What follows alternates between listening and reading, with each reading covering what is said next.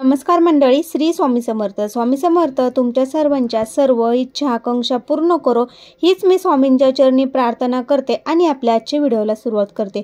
उद्या ज्येष्ठ गौरी आव्हान. तर आपल्याला या ज्येष्ठ गौरींचं आव्हान करताना हा राहू काळ चुकून गौरी घरात आणू नका. गौरी घरात कशा घ्याव्यात, या 3 नैवेद्यांचा 3 दिवस खरा मान आहे, याबद्दलची संपूर्ण माहिती मी तुम्हाला देणार आहे. त्यासाठी व्हिडिओ अजिबात स्किप न करता शेवटपर्यंत नक्की बघा. तुमच्या सर्व इच्छा आकांक्षा पूर्ण करो हीच मी स्वामींच्या चरणी प्रार्थना करते आणि आपल्या आजच्या व्हिडिओला सुरुवात करते. तर गौराईंची स्वागताची तयारी जोरात सुरू आहे.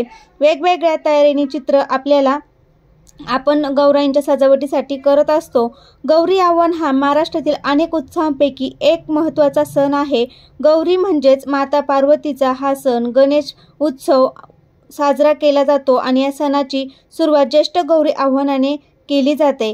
गौरी विसर्जनाची समाप्ती होते. 3 दिवस हा सण साजरा केला जातो.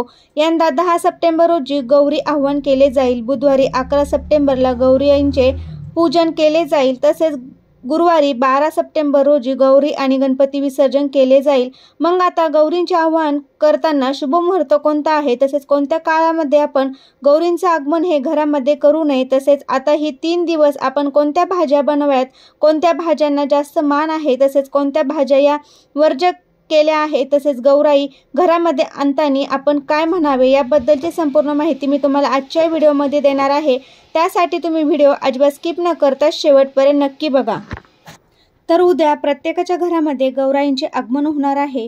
तर आपल्याला गौरी घरात आल्यानंतर आपल्याला कोणत्या गोष्टी पाळायच्या आहे, कोणत्या वेळेमध्ये आपल्याला गौराई घरात आणायच्या नाही ते आपण बघूया. तर तुम्ही ब्रह्ममुहूर्तावरती उठले तरी पण चालेल, पण आपण काय करायचं आहे, चिमूटभर हळद आंघोळीच्या पाण्यामध्ये टाकून आपल्याला 2 थेंब गंगाजल टाकायचं आहे, थोडंसं मीठ टाकायचं आहे आणि याच पाण्याने आपल्याला उद्या आंघोळ करायची. आपल्यामध्ये कोणतीही नकारात्मकता असेल ती नकारात्मकता दूर होते. तसेच हळद ती माता लक्ष्मीला अतिशय प्रिय आहे. भगवान विष्णूंना देखील हळद प्रिय आहे. हळद आपल्या गुरुग्रह देखील बळकट करत असतो. त्यामुळे आपण आंघोळीच्या पाण्यामध्ये हळद टाकायची आहे. तसेच आपल्याला पवित्र तीर्थ जाणं शक्य नाही, त्यामुळे आपण घरीच आंघोळ करायची आहे. गंगाजल नसेल तर तुमच्याकडे आंघोळीच्या पाण्यामध्ये 1 थेंब तुम्ही गोमूत्र किंवा तुम्ही हर हर गंगेचं पाणी असेल तर त्या आंघोळीच्या पाण्यात टाकायचं आहे आणि त्या पाण्याने आंघोळ करायचे आहे. पुण्यफळ मिळते, प्राप्त होते असं म्हटलं जातं. आंब्यांच्या पानांचं तोरण आपल्याला उद्या दाराला बांधायचं आहे. गोमूत्र शिंपडून घराबाहेर देखील आपल्याला रांगोळी काढायची आहे. बेडरूम किंवा आपल्या प्रत्येक रूममध्ये गोमूत्र आहे तर ते शिंपडायचं आहे, कारण की गौराई आपल्या घरामध्ये येणार आहे. आल्यानंतर घराबाहेर रांगोळी देखील काढायची आहे. रांगोळी काढल्यानंतर आपल्याला 1 पावले देखील हळद कुंकू टाकून दुसऱ्या पावले आपल्याला घराच्या समोर अंगणात काढायचे आहे. तर आपल्याकडे लक्ष्मी गौरीचे आगमन होणार आहे. गौराई घरात घ्यायची आहे देखील आपण कुंकवाने 8 पावले किंवा 16 पावले तुम्ही नक्कीच काढायचे आहे. पावले कशी काढावी, आपल्याकडे कुंकू पाण्यामध्ये भिजवून पावले काढले जातात, तर ती पावले आपल्याला काढायची आहे. आपल्याला कधी करायचं आहे सगळं, 8 सप्टेंबर सूर्योदयापासून ते संध्याकाळी 6:30 देखील शुभ मुहूर्त आहे. या काळामध्ये तुम्ही राहू काळ देखील येत आहे. तर या राहू काळामध्ये तुम्ही कोणतेही शुभ कार्य करू नये असे म्हणतात आणि आपल्याला वर्षातून एकदा गौरी ही घरी आणायची आहे. त्यामुळे आपण या राहू काळामध्ये चुकून गौरी घरी आणायची नाही. मग हा राहू काळ मुहूर्त दुपारी 3 ते दुपारी 4:30 पर्यंत असेल. मग हा जो काही 1.5 तासाचा कालावधी आहे तर त्यामध्ये आपण गौरी घरात आगमन करायचं नाही, आणायची नाही. त्यानंतर तुम्ही गौराई घरी आणू शकतात. त्या अगोदर जरी गौराई तुम्ही घरात आणली, आगमन केले, नक्षत्रानुसार तुम्ही अनुराधा नक्षत्रामध्ये गौरीचे आगमन करू शकता.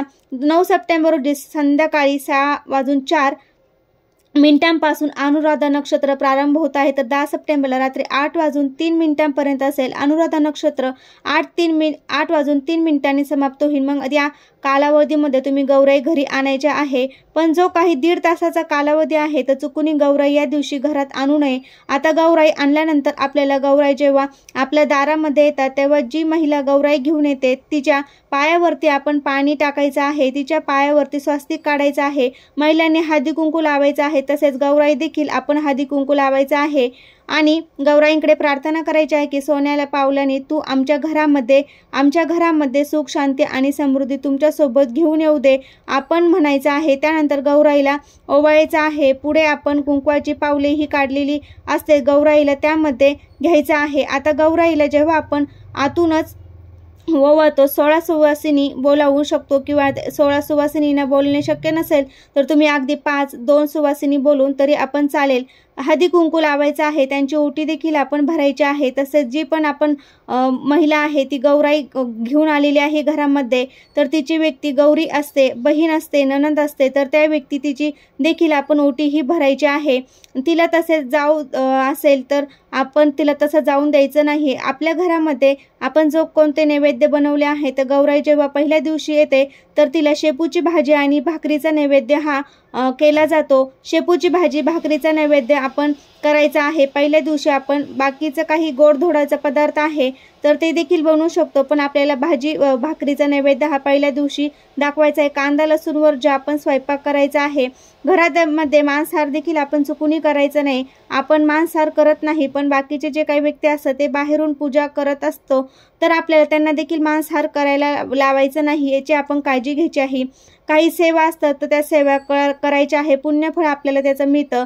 काही गोष्टींची काळजी देखील आपल्याला घरामध्ये घ्यायची आहे. गौराई असतं तेव्हा काळ्या रंगाचे कपडे चुकूनही घालायचे नाही किंवा काळ्या रंगाची बांगडी असेल, काळ्या रंगाची टिकली असेल किंवा जर अगदी काळ्या रंगाचा ब्लाऊज असेल तर एखाद्या लाल साडीवर काळ्या रंगाचा ब्लाऊज मॅच होत असेल तरी देखील तुम्ही चुकूनही घालायचं नाही. जेव्हा गौराई घरात येत असतात तेव्हा गणपती पण आपल्या घरामध्ये आहे तेव्हा आपण काळा रंग पूर्णपणे वर्ज्य करायचा आहे. लाल रंग, पिवळा रंग हे वस्त्र परिधान करू शकतात. तसेच आपण जे काही बसण्यासाठी आसन घेत असतो ते देखील काळ्या रंगाचे नसावे. गौराई जोपर्यंत घरामध्ये आहे तोपर्यंत आपण आपल्या घरामध्ये भांडण, तंटे, वादविवाद हे चुकूनही करू नये. भरपूर वेळ असे होते की आपल्या घरामध्ये लहान मुले देखील भांडत असतात तर ते देखील आपण वर्ज्य करायचं आहे. सासू सुनाने देखील अपमान, भांडण किंवा करायचं नाही. आपल्या घरामध्ये नकारात्मकता ही पसरत असते, कारण ही आपलं चांगलं बोलणे तर ती वस्तू तथास्तु म्हणते आणि आपण जर वाईट बोललो तर ती वास्तू आपल्यावरती नाराज असते.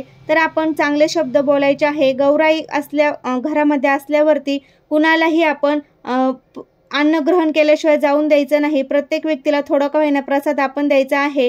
त्याचप्रमाणे बघा, वाईट बोलणं असाल किंवा तुम्ही एखाद्या व्यक्तीसोबत जर आपण देखील वाईट बोललो तर आपण त्या पापाचे भागीदार होत असतो. आपल्याला या गोष्टींची काळजी घ्यायची आहे. घरामध्ये जोपर्यंत गौराई गणपती आहे तोपर्यंत आपण आपल्या घरी जेवण करायचे आहे. आता त्यानंतर दुसरा दिवस म्हणजे गौराई पूजनाचा दिवस. तर गौराई पूजनाच्या दिवशी पुरणपोळी नैवेद्य मानला जातो. मग आपण देखील या दिवशी पुरणपोळीचं नैवेद्य करायचं आहे. ज्येष्ठ नक्षत्रावर गौराई पूजन केले जाते आणि गोडाधोडाचं जेवण केले जातं. यामध्ये 16 भाज्या, 5 कोशिंबिरी, पुरणाचा स्वयंपाक असे 5 पक्वान केले जातात. या दिवशी सवाशीण आणि ब्राह्मणांना जेवायला बोलवले जाते. तसेच गौराई लाडू, चिवडा, करंजा असे फराळे पदार्थ, मिठाई असे अनेक नैवेद्य दाखवले जातात. गौराई विविध प्रकारची फुले आणि पत्री वाहिली जातात. सायंकाळी विवाहित स्त्रियांना हळदी कुंकवासाठी बोलवले जाते. तसेच कुटुंबातील सदस्य, नातेवाईकांना आणि मित्रमैत्रिणींना गौराईच्या दर्शनासाठी घरी बोलवले जातात. अनेक ठिकाणी गौराई पूजनाच्या दिवशी औसा भरण्याची देखील पद्धत असते. औसा म्हणजे गौराई किंवा ओवसणे, ज्याला औसा असे म्हटले जाते. या परंपरेत प्रत्येकाच्या घरी वेगवेगळे असते. त्याच आवडीनिवडीचे भेटवस्तू अथवा पैसे दिले जातात. आता प्रत्येक ठिकाणी पद्धत ही वेगवेगळी आहे. तुमच्याकडे जशी पद्धत आहे तशी तुमच्या पद्धतीने तुम्ही गौराई पूजन हे करू शकतात. आणि त्यानंतर तिसरा दिवस म्हणजे गौराई विसर्जन. आता या तिसऱ्या दिवशी मुरमुरे आणि लाह्याचे नैवेद्य हा दाखवला जातो आणि तसेच काही ठिकाणी खीर म्हणून देखील नैवेद्य दाखवला जातो. काही ठिकाणी शेवयाचा भातेचा नैवेद्य दाखवला जातो. तर अशा प्रकारे तुम्ही तिसऱ्या दिवशी गौराईचं विसर्जन करायचं आहे. तर कसा वाटला तुम्हाला हा व्हिडिओ ते कमेंटद्वारे नक्की सांगा. श्री स्वामी समर्थ. धन्यवाद.